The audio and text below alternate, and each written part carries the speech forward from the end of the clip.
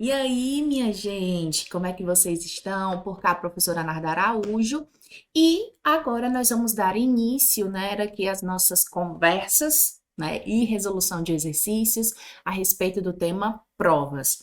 O tema provas em processo penal é um tema bem complexo, porque ele tem muitas nuances. Então, a gente vai aqui destinar, desculpe, diversos blocos, tá? A resolução de exercícios, e aí é claro que a gente faz aqui uma divisão baseada numa situação Eita, quase que não sai. Uma situação de organização do tema e de como ele é cobrado na sua prova, tá bom? Então vamos lá, deixa eu botar aqui, cortar para o material. Simbora, um minutinho, vamos lá. Então, a nossa primeira questão vai dizer o seguinte: para se chegar à verdade real dos fatos, são necessárias provas, tia Narda. Aqui, não saiu muito bem. Rapaz, hoje a tia tá meio estranha. Peraí, só um minutinho, deixa eu apagar aqui. Que é isso, hein? Hein? É porque a tia é canhota, então deixa eu tenho que botar de lado a lousa, minha gente. Vocês acreditam? Pronto, agora vai. Aí, são necessárias o quê? Provas. Sobre o tema, escolha a única alternativa incorreta a seguir. Antes de qualquer coisa, deixa eu voltar aqui para a gente discutir algo.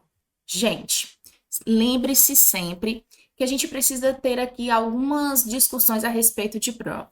Primeiro, o que é uma prova?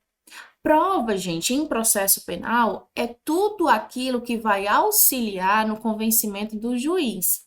E o convencimento do juiz, ele deve existir para quê? Ora, por uma coisa muito simples, né? Que é a determinação de autoria e de materialidade daquele fato criminoso. Então, por isso que a gente fala que prova é tudo aquilo que se destina, né, ao convencimento do juiz, que é claro que é ele que vai decidir a demanda. E quando eu falo juiz, eu englobo também jurados, né? Porque naquele momento no tribunal do júri, eles exercem em função de magistrados, porque estão julgando o caso, né? Então, se a gente está falando que prova é tudo aquilo, né, que se destina a auxiliar o convencimento do juízo, então a gente já vai conversar aqui sobre algumas coisas de prova que são importantes, quer ver? Bora lá cortar. Deixa eu abrir aqui uma tela em branco. Um minutinho, pronto. E bora lá. Primeira coisa que a gente vai ver aqui são quem é o destinatário da prova. Quem é o destinatário da prova, tia Narda? Ora, gente, aqui ficou fácil. Se a prova serve ao convencimento do juiz, então o destinatário da prova é quem? O magistrado. Não é outra pessoa, não, gente. Se a gente está tentando convencer o juiz, o magistrado, então é claro que o destinatário da prova vai ser o magistrado, tá? E qual é, professora, a finalidade? A finalidade você já sabe, porque a tia está falando desde o início do bloco. A finalidade qual é? A finalidade é auxiliar na convicção do juiz, né? Então, a gente vai botar aqui, ó, auxílio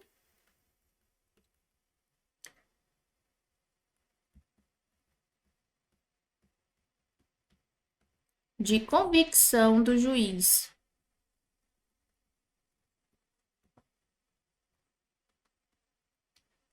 Beleza? Tranquilo? Show de bola, né? Porém, gente, quando a gente ainda fala de prova, além de destinatário, estrelinha aqui, além de finalidade, estrelinha aqui, a gente também precisa falar das formas da prova. E essa prova, gente, ela pode ser, né?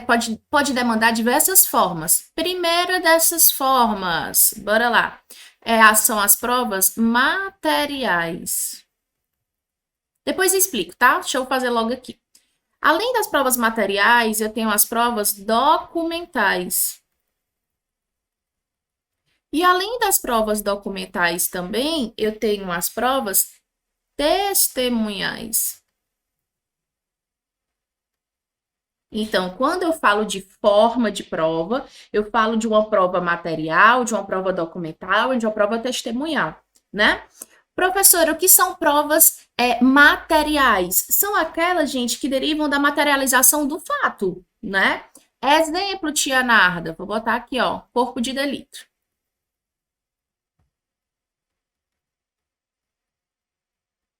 Já as provas documentais, essa mais fácil do que nunca, são aquelas que derivam de documentos. E as provas testemunhais são aquelas que derivam das manifestações orais das testemunhas, né, que vão ali. Com base nessas primeiras considerações com relação à prova, vamos lá tentar resolver nossas questões. Então, ele quer, gente, ó, a alternativa incorreta, tá? A. Prova ilícita configura-se quando agride uma regra de direito material. Tá certo. Baseado nisso, deixa eu só voltar aqui e vou abrir uma outra página. Bom, quando a gente fala de prova ilícita, a gente vai falar de prova ilícita estrito sensu e prova ilegítima. Certo? As provas ilícitas estrito sensu, elas ofendem direito material. Já as provas ilegítimas são questões processuais. Mas tanto uma quanto a outra são inadmitidas em direito, tá? Então, bora aqui. Vou lá. Prova ilícita configura-se quando agride uma regra de direito material, certo? Prova proibida é aquela que é obtida por meios contrários à norma, certíssimo, seja de direito material, seja de direito processual. C. A prova ilegítima configura-se quando afronta princípios da lei processual. Muito bem, ilegítima processual, ilícita material, mas tanto uma quanto a outra são que proibidas. D. Prova documental é uma espécie de prova que necessita de um conhecimento técnico específico para sua exata compreensão? Mentira, gente. E aí a gente já encontrou aqui o nosso gabarito, que é D de divórcio. Por quê, professora? Deixa eu voltar aqui rapidinho. Gente, prova documental, ela não precisa de uma pessoa de conhecimento específico, não. Por exemplo, um atestado de óbito precisa de uma pessoa com conhecimento específico para saber e ler que ali está atestando a morte de alguém. Uma certidão de nascimento precisa de alguém com conhecimento específico para entender que ali está dizendo o nome da pessoa, os genitores da pessoa e a data que a pessoa nasceu e a localidade onde a pessoa nasceu. Então, não tem essa necessidade de uma pessoa específica, não. Teria se a gente fosse ir para uma perícia documental para atestar a falsidade ou não daquele documento, o que não é o caso, tá bom? Vamos lá, então, para o nosso item E. O item E vai dizer: prova documental é a declaração de um terceiro, testemunha, certo? Que de alguma forma tenha presenciado os fatos discutidos no processo. Certíssimo também. Então, de fato, nossa primeira questão é o item D, de dado. Ou D de dado é horrível, D de divórcio, tia Mar. 2. Acerca da prova no processo penal, julgue o item subsequente. Independem de prova os fatos incontroversos apresentados por uma das partes e não refutados ou impugnados pela parte contrária. Gente, olha só. Independem de prova os fatos incontroversos apresentados por uma parte e não refutados ou impugnados pela parte contrária, é errado. Como assim, professora? Lembre-se que a gente está falando de processo penal. Processo penal, gente, é diferente de processo civil, ECA, né? Por quê? Porque no processo penal a gente trabalha com a presunção de quê? De inocência.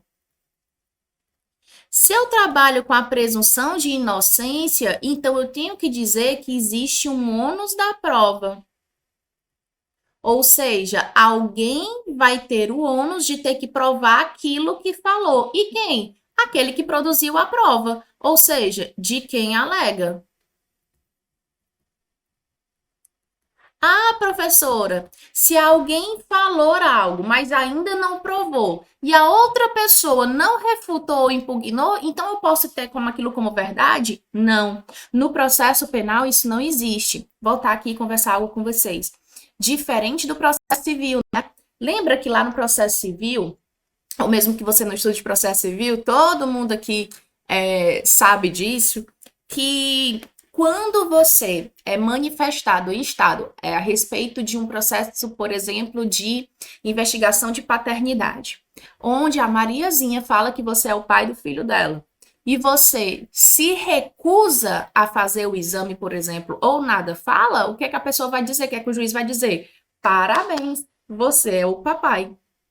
Já no processo penal, isso não existe, porque no processo penal, a pessoa, ela tem a presunção de inocência. Então, se ela quiser, ela pode ficar em silêncio, desculpe, ela pode nada fazer e nada falar. Você que a está alegando é que se rebole para provar que aquilo que você está dizendo é verdade. Tá? Então, cuidado, processo penal é diferente de processo civil. Mesmo que alguma das partes alegue um fato, tá? E não venha a provar, e a outra parte não refutou, não impugnou, tem que provar. Eu não posso reputar como verdadeiro, porque processo penal é diferente de processo civil, porque aqui eu trabalho com a presunção de inocência, tá certo? Vamos lá, então. Continuando nossa terceira questão. Eita, bora lá. Mas afinal, o que é estandarte de provas? Essa questão é massa demais. Podemos definir como critérios para aferir a suficiência probatória. Opa! O quanto de prova, olha aqui, ó, o quanto de prova é necessário para proferir uma decisão. O grau de confirmação da hipótese acusatória.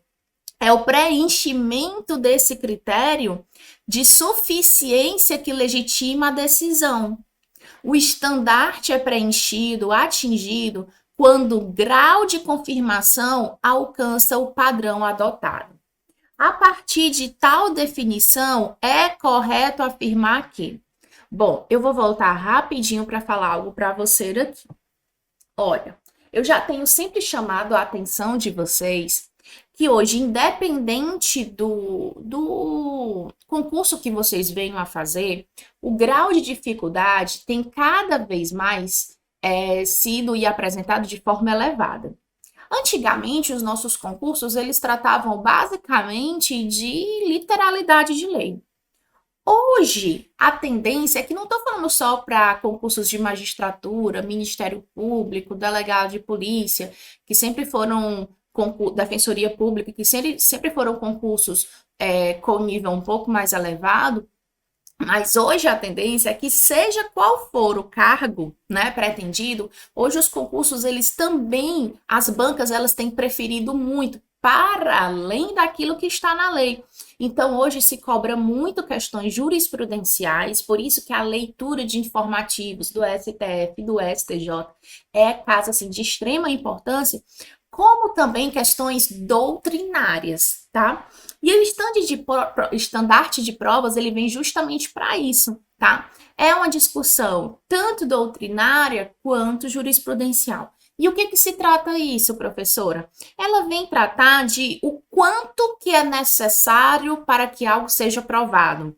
Para que eu condene ou absolva alguém, o quanto de prova é necessário ser produzido, né? Por quê? Porque a quantidade da prova, ou a qualidade da prova, né? Porque não é só quantidade, mas qualidade, é que vai me dar a confirmação daquela autoria e da prova da materialidade, ou não, que seria uma questão de absolvição. Então, quando a gente fala de estandarte de provas, você nunca vai encontrar isso no CPP. Você nunca vai encontrar isso no Código de Processo Penal. É algo que você só saberia se você tivesse atento a questões doutrinárias e também questões jurisprudenciais. Porque é quando, por exemplo, o tribunal, os desembargadores, os juízes, eles vão ser instados a se manifestar e a decidir, e eles vão dizer, olha, essa quantidade de provas é suficiente, beleza, condeno ou absolvo, ou essa quantidade de provas e essa qualidade dessas provas não é suficiente. E eu e você sabemos que quando não é suficiente, indúbio pro réu. Olha que interessante, tá? Então, baseado nisso, vamos aqui. E eu já vou dizer para vocês que essa nossa questão é de divórcio, tá? Por quê? Porque ele está procurando a definição correta. E a definição correta está no item D, quando vai dizer: o estandarte probatório pode variar conforme a fase procedimental, sendo aceito que a exigência probatória seja menor para receber uma acusação do que o exigido para proferir uma sentença condenatória. Aí eu vou dar um exemplo para você que você nunca mais vai esquecer. Eu acabei de dizer para você que quando a gente tem dúvida, porque ou a quantidade ou a qualidade da prova não foi suficiente, indúbio pro réu. Isso quando eu quero condenar ou absolver. Isso eu e você sabemos. No entanto, essa exigência de provas, da quantidade e qualidade de provas, ela pode variar conforme a fase em que o processo se encontra. E eu vou dar esse exemplo que você nunca mais vai esquecer. Quando a gente fala de tribunal do júri, o tribunal do júri ele tem duas fases. Uma fase que só vai existir o juiz, o promotor e as partes, e a segunda fase, que é a que você conhece, que é o tribunal em si, do júri, que é quando vai para os jurados. Mas, gente, nessa primeira fase não existe jurados. E nessa primeira fase, o juiz vai ter 4 possíveis decisões: pronúncia, impronúncia, desclassificação e absolvição sumária. Temas esses que não se preocupe, a gente vê no tema de procedimento. Mas somente uma dessas decisões é que leva para os jurados, que é a decisão de pronúncia. Ou seja, que é quando o juiz fala, ó, há indício de autoria e prova de materialidade que é um crime doloso contra a vida. No entanto, a exigência da quantidade e qualidade dessas provas, né, para se dar essa confirmação, ela é menor, né? Ela tem uma exigência bem menor do que quando vai ser lá no final para condenar e absolver. O que significa dizer que na sentença de pronúncia, que é aquela que leva para o tribunal do júri, indúbio pro sociedade. Olha que legal. Por quê? Porque a exigência ela é bem menor. Então, se eu tenho dúvida, manda para o tribunal do júri, eles que decidem, os jurados. Agora, lá na decisão final de sentença absolutória ou condenatória, obviamente, indúbio pro réu. Mas o que eu quero dizer para vocês é que vai existir fases dentro do processo onde o indúbio não será pro réu, será pró sociedade, tá bom? Bom, bora lá. Continuando, então, nossa questão de número 4. No que concerne à prova no processo penal, assinale a alternativa incorreta. Pois bem, ele quer a errada. Bora lá. É vedado ao juiz exigir que a parte faça prova da vigência de direito municipal, estadual, estrangeiro, consuetudinário, vez que o magistrado não pode alegar ignorância da lei? Já achamos a nossa alternativa incorreta, é a diamante. Gente, uma coisa é você querer exigir que o juiz, obviamente, conheça a lei. Mas, gente, ele precisa conhecer a lei, por exemplo, estrangeira, pelo amor de Deus, né? Então, assim, é claro que o juiz, ele deve sim conhecer a lei, mas tudo aquilo que seja, né, para além das legislações em que ele deve realmente conhecer, precisa ser comprovado. Mas bora lá para os outros itens. No processo penal, os fatos incontroversos ou admitidos não estarão necessariamente excluídos do esforço probatório, uma vez que a condenação criminal não pode se fundar em conclusões erradas, mesmo que sejam incontestes. E aquilo que eu falei do ônus da prova, né, gente? O ônus vai caber a quem alega, e lembre-se que aqui não é processo civil. C. Nem todos os fatos e circunstâncias relacionados à causa precisam ser provados, pois a atividade probatória tem feição essencialmente utilitária, de modo que a restringir seu direito, restringir-se a objetos ou acontecimentos úteis e relevantes ao julgamento da causa. Certíssimo também, tanto B quanto C. O fato criminoso que constitui objeto da imputação jamais, e aí muita gente erra por conta dessa palavra, pode ser tido como notório, de modo a dispensar a prova de sua ocorrência. Gente, é isso mesmo. O fato notório não precisa de prova, mas o fato criminoso não pode ser considerado como um fato notório. Então, tá certíssimo.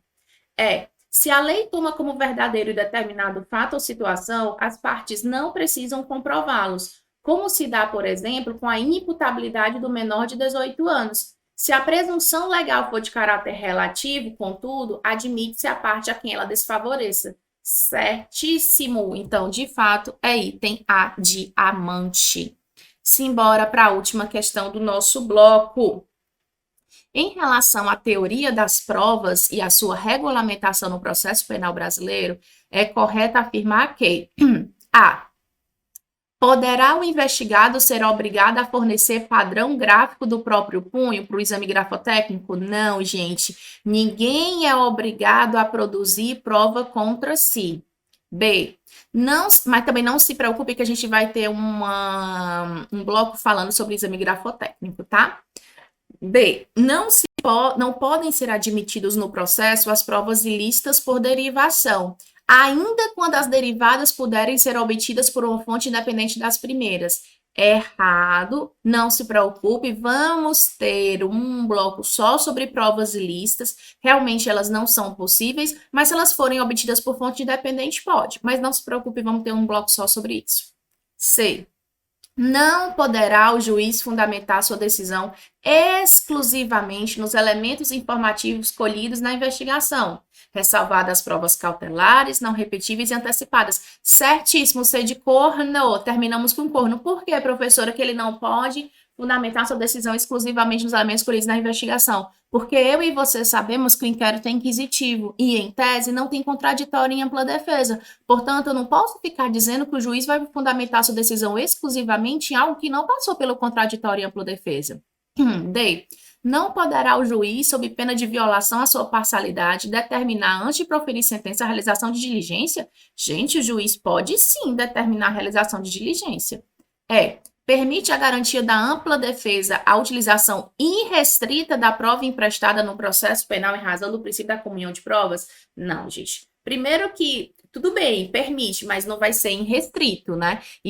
Vão existir circunstâncias, deixa eu voltar aqui, que vão dar essa possibilidade da utilização de prova emprestada, mas que também não se preocupe, teremos um bloco específico sobre isso. Esse primeiro bloco, de fato, ele é um bloco, aliás, esses 4 primeiros blocos são uns blocos um pouco mais gerais a respeito de conteúdo de prova, tá? Tia vai ajeitar aqui o material e a gente volta já já com o segundo bloco. Lá, minha gente, deixa eu só ajeitar aqui o tempo. Vamos lá, vamos continuar a nossas questões a respeito do tema provas. Bom, a gente já viu o destinatário, já vimos as formas, já vimos a finalidade, porém temos outras questõezinhas também para falar a respeito de prova. E aí, o que é que eu vou fazer? Antes até da gente passar aí para essa primeira questão, já vou abrir aqui uma primeira página em branco para a gente conversar sobre outras questões com relação a provas, tá? Primeira questão que eu quero falar com você com relação à prova é um senhorzinho chamado indício. Indício, gente, vem hoje em dia sendo muito cobrado em prova. E lembre que o indício, ele está previsto no artigo 239 do CPP, tá bom? Que vai dizer pra gente o seu conceito, que é o quê? Dizer que deixa eu desmembrar aqui o conceito para você, tá? Ele vai dizer que indício é uma circunstância conhecida, uma circunstância conhecida e provada que tenha relação com o fato. Então, vou botar aqui, tenha relação com o fato, tá? Autorize, por indução, concluir-se a existência de outra ou outras circunstâncias. Então, vai autorizar por indução, tá? A conclusão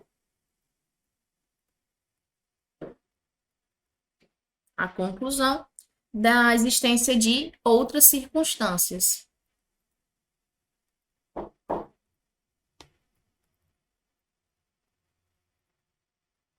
Pronto.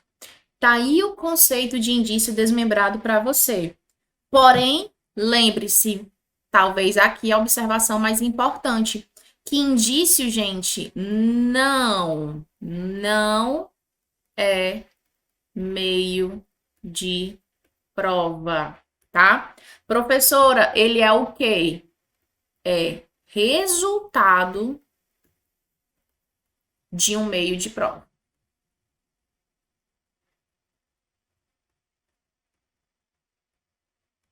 Beleza? Ele não é um meio de prova. Sim, é resultado de um meio de prova. Tá certo? Beleza? Bora lá. Ainda falando sobre prova, eu quero comentar com você aqui sobre objeto da prova. Por quê, professora? Quando a gente fala de objeto da prova, a gente fala daqueles objetos que precisam ser provados, tá? E aí eu vou botar algumas observações aqui que caem muito em prova, tá? Bora lá. Observações. Costumes, direito estrangeiro,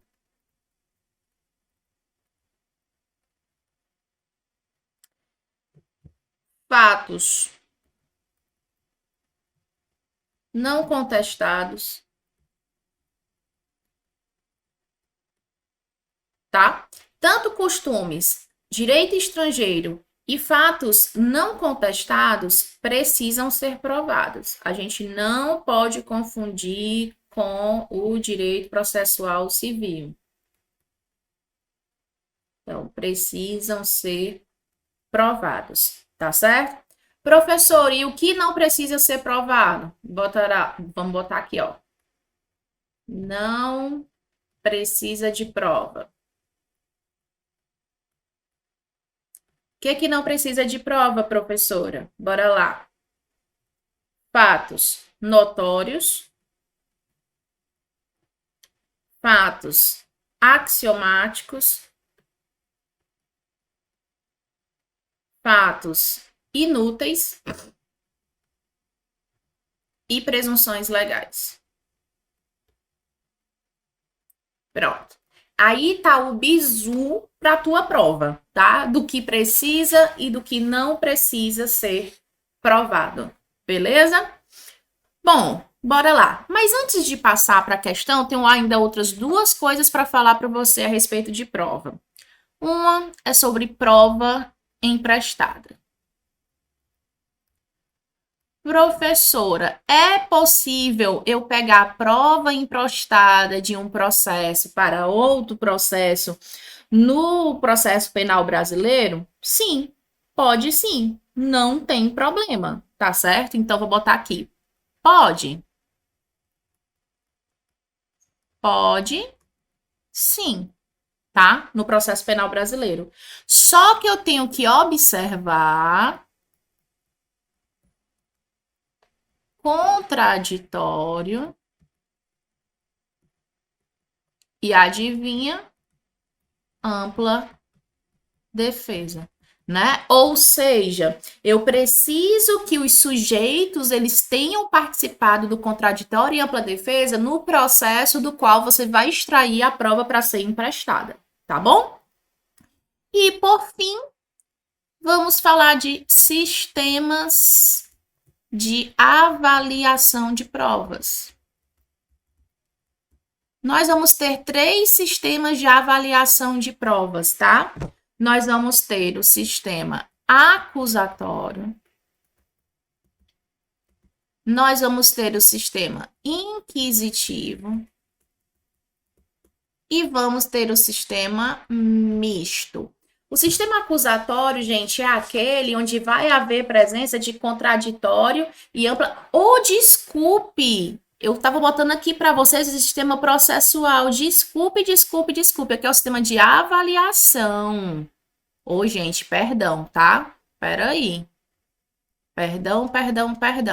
Eu tô falando sistema de avaliação de provas. Vamos ter 3 sistemas. Eu tava confundindo com o sistema processual. Ai. Bora lá. O sistema da íntima convicção. Vou ter o sistema da prova tarifada e vou ter o sistema do livre convencimento motivado. Bom, gente, bora lá. O livre convencimento motivado, ele é regra geral no Brasil. Ele é regra geral no Brasil, que diz o quê? Que o juiz ele é livre para decidir, né, a respeito daquela prova, desde que ele fundamente, desde que ele motive. Por isso que ele também é chamado de persuasão racional.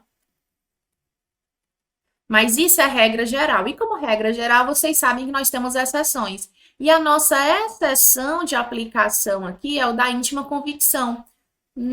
Uma exceção que é o quê? O júri.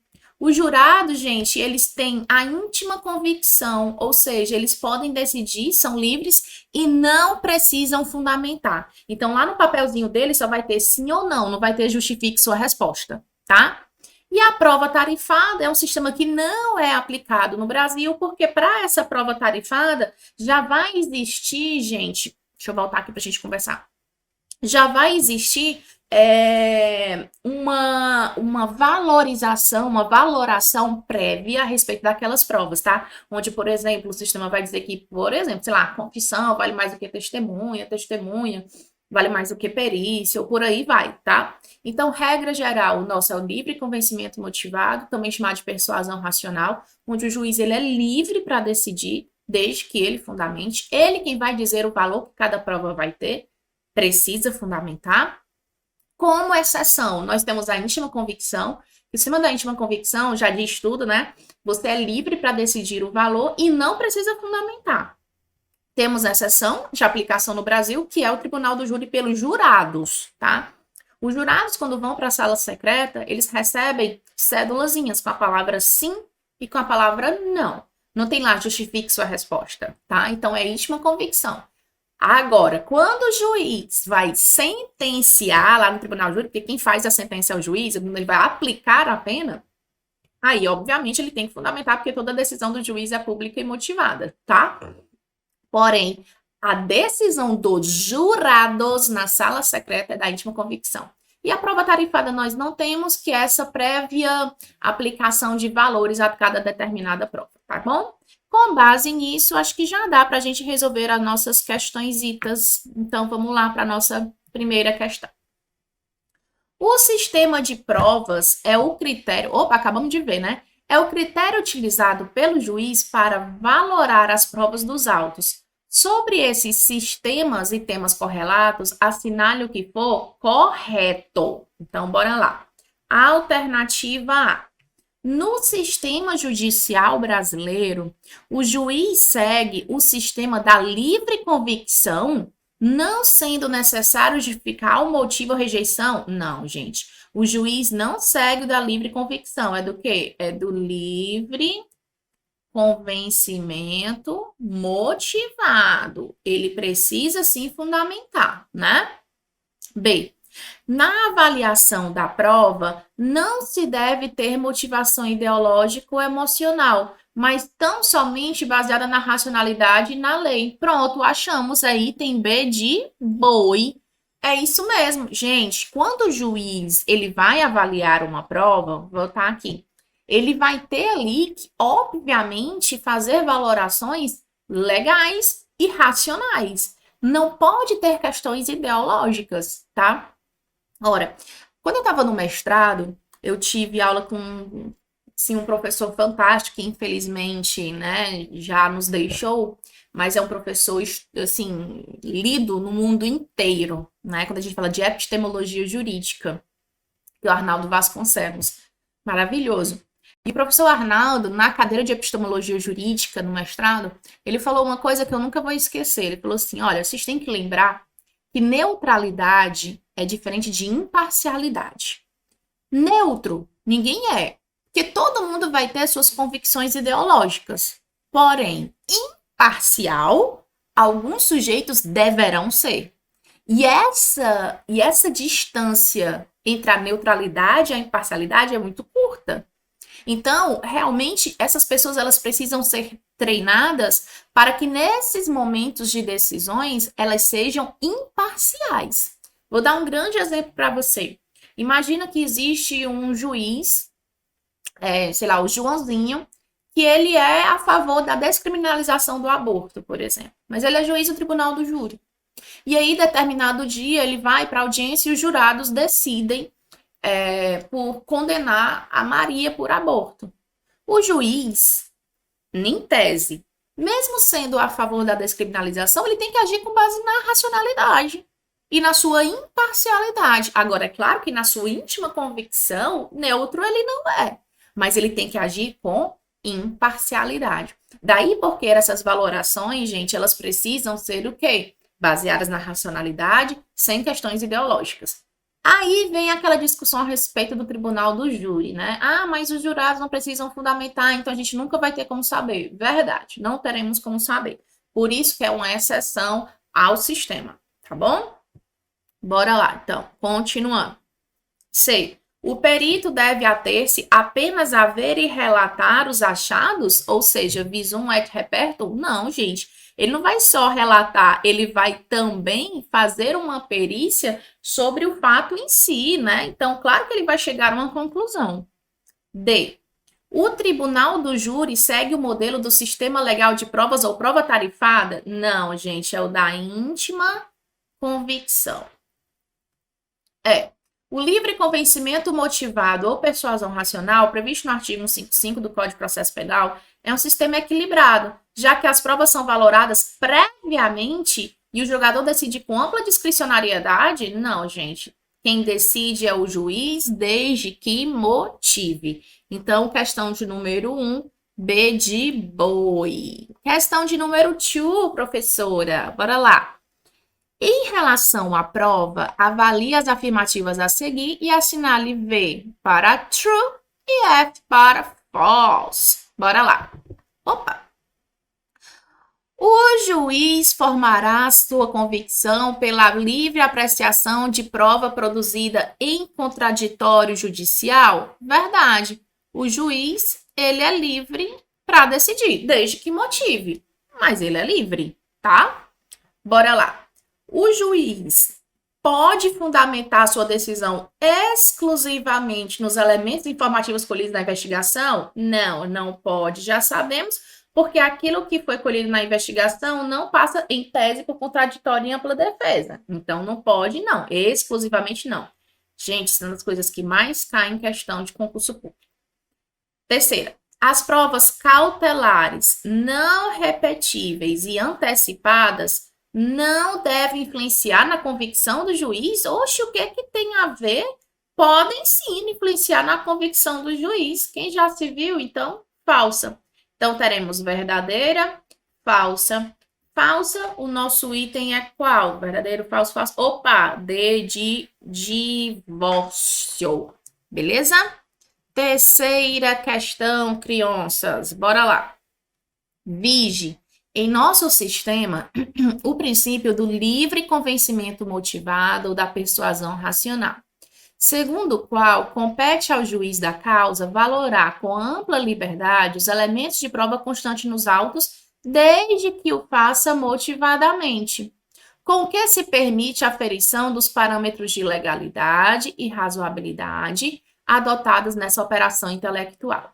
Com base no regime probatório do Código de Processo Penal, assinale a alternativa correta. Beleza? Bora lá. A. A ausência do réu na audiência de oitiva da vítima constitui nulidade de modo a comprometer o ato processual, na medida em que a presença do acusado constitui exaurimento do direito à ampla defesa? Mentira, gente. Olha, deixa eu falar uma coisa para você. Quando a vítima for depor, e isso a gente vê mais precisamente nos blocos de procedimento, tá? Mas quando a vítima for depor, o juiz pergunta, óbvio, se ela se sente incomodada com a presença do réu. Se ela se sentir incomodada com a presença do réu, o réu pode ser retirado da sala. Quem não é retirado é o seu advogado ou o seu defensor, tá? Aí sim, se o juiz tirar o advogado defensor, eu tô quebrando o contraditório e ampla defesa. mas o réu ele pode ser retirado sim da sala, sem problema nenhum. Quem não pode é o seu advogado, tá bom? Beleza? Vamos lá. Item B. A ausência do laudo pericial impede que seja reconhecida a materialidade do delito de lesão corporal de natureza grave por outros meios carentes de cientificidade? Gente, que absurdo. Claro que não. Olha, veja bem, é claro que o crime de lesão corporal é um crime que deixa vestígios. Como deixa vestígios, precisa do exame de lesão corporal. Precisa do exame pericial. No entanto, a própria lei fala que quando os crimes deixam vestígios, será feito o exame, né, de corpo de delito direto ou indireto. Então, se a lesão não mais existir, tá, esse exame pode ser realizado por outros documentos, por exemplo, prontuários médicos, fotografias, testemunhas. Então, não necessariamente será dessa forma, tá? Vamos lá. Então, B. Falsa. C. Durante a fase de investigação, quando os crimes em apuração não estão perfeitamente delineados, cumpre ao juízo do processo apreciar os requerimentos sujeitos à reserva jurisdicional, ou seja, aqui somente o juiz pode decidir, levando em consideração as expectativas probatórias da investigação. Se posteriormente for constatado que os crimes descobertos e provados são de competência de outro juízo, não se conformando à inicial expectativa probatória, o processo deve ser declinado, cabendo ao novo juiz ratificar os atos já praticados. Certíssimo, C de corno. Como assim, professora? Ora, veja bem. Deixa eu voltar aqui. Imagine que eu estou investigando determinada situação e aí eu solicito ao juiz, por exemplo, a interceptação de comunicação telefônica e o juiz me concede a interceptação de comunicação telefônica. No entanto, naquela interceptação de comunicação telefônica, por exemplo, eu verifico a existência de uma possibilidade criminosa de alguém sujeito a foro de prerrogativa de função. Aí, ou seja, não seria mais daquele juiz que me deu, né, a interceptação de comunicação telefônica a competência para o processamento daquele feito. O que é que ele vai fazer? Ele vai encaminhar para o juiz competente. Somente isso, tá? Mas que ele também só teve isso depois de uma expectativa probatória, né? Vamos saber aqui os outros itens. Bora lá. Item D. O reconhecimento fotográfico tem valor probante pleno, mesmo quando desacompanhado de outros elementos? Não, gente. O reconhecimento fotográfico, ele tem valor, desde que ele seja acompanhado de outros elementos probatórios, tá? Configura-se o ato criminoso, ainda que a preparação do flagrante pela polícia torne impossível sua configuração, nada disso, tá? Então, de fato, questão de número 3, C de corno. 4, tia Narda. Ainda no que diz respeito à prova no processo penal, assinale a alternativa incorreta. Bora lá. A. Para que possa formar sua convicção em relação a determinado fato ou circunstância, o juiz deve valer-se necessariamente de algum elemento de convicção produzido ou reunido perante o juiz ou tribunal, mostrando-se a prova colhida na fase investigatória, portanto, ineficaz para, de forma isolada, servir para a decisão. Exatamente, tá vendo? Ó, não pode exclusivamente.